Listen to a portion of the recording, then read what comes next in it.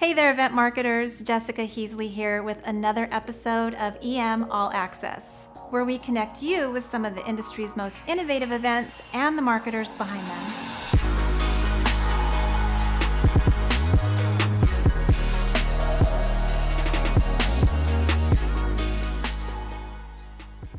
Today's episode is sponsored by GES, a global full-service provider of live events, and it focuses on planning and strategy development. The growth of experiential marketing has created larger event budgets, representing bigger portions of the integrated marketing mix. They're being planned with larger marketing campaigns, and as a result, are more connected to brand objectives and ROI than ever before. I spoke with GES Senior Vice President Dan Hilbert about shifting strategies, shrinking turnaround times, and what he calls the orchestrator model. Let's listen in.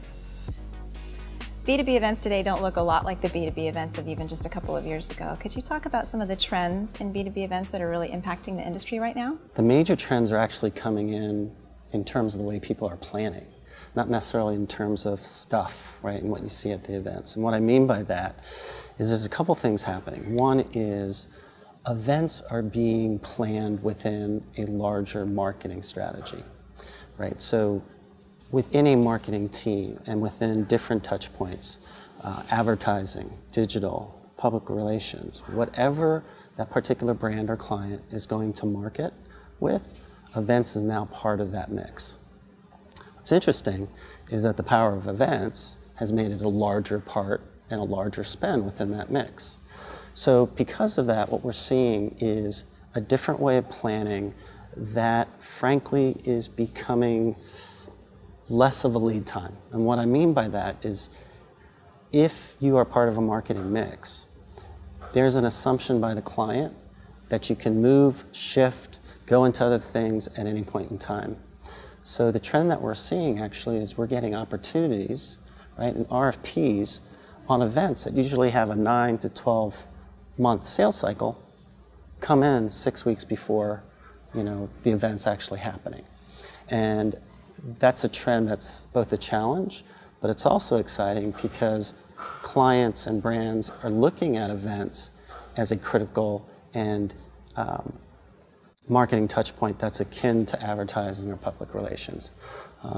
So that's one challenge. The other trend, I should say, is as it comes to who is actually managing the actual events with the agencies.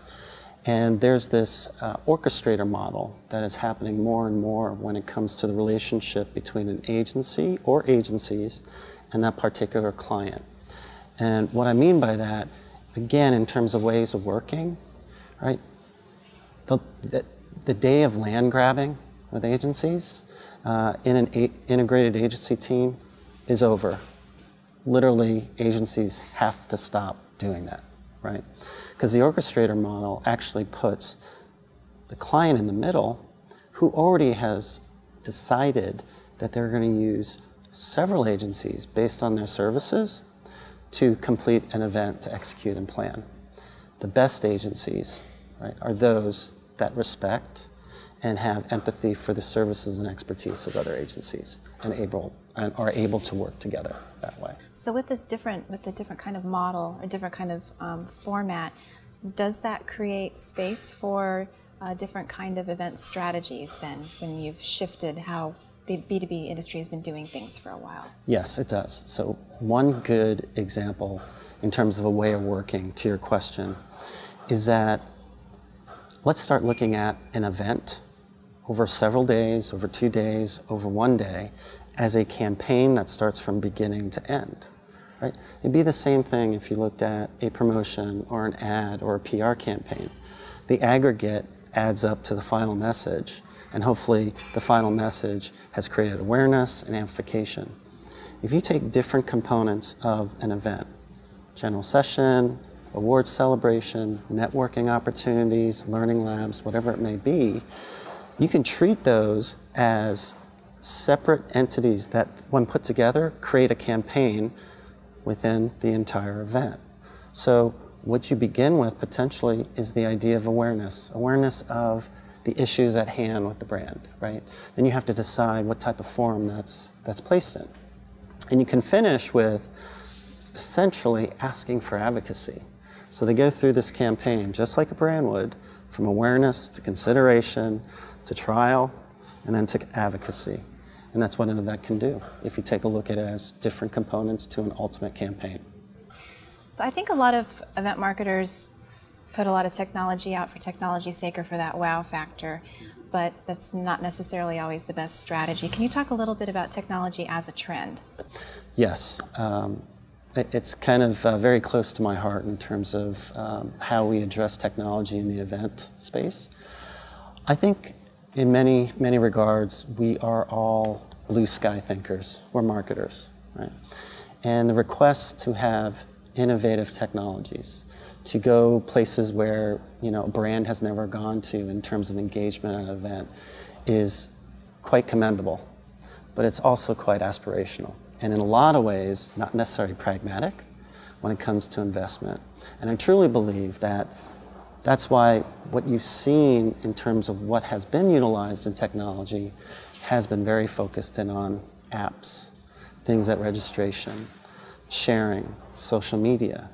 But when you look at virtual reality, when you take a look at some more evolved RFID technologies, they're not in those events. They're not in events currently because I think they're cost prohibitive. And as that goes down, certainly those will be used more and more. But I think we all have to be honest with ourselves that our aspirations may not translate to what we can actually do. We should always be aspirational and dream about what we could use technology for. But when we do programs and develop programs together, I think sometimes the resources and the energy to try and figure that out, knowing that it's not going to happen, probably because of cost, I think is energy that could be put forth on other parts of the event and the way it's planned and executed. It's probably counter to what a lot of people believe out there, but it's real, it's fact. I mean, if virtual reality was really, really possible, you'd see it at every event, but you don't, because it's still cost prohibitive. So let's continue to do what we're doing and making the guest experience at these events more engaging by using things like apps. And one day it'll change, but those cost issues need to come down. As events are becoming more integrated within the marketing mix, they're being viewed as platforms for campaigns, no longer just a moment in time. Positioning events as campaigns, or part of campaigns, requires smart planning and the embrace of new trends and strategies. I'd like to thank Dan for joining me and you for watching. Learn more about this episode's sponsor, GES, at GES.com, and explore our growing library of EM All Access conversations and behind-the-scenes tours at eventmarketer.com.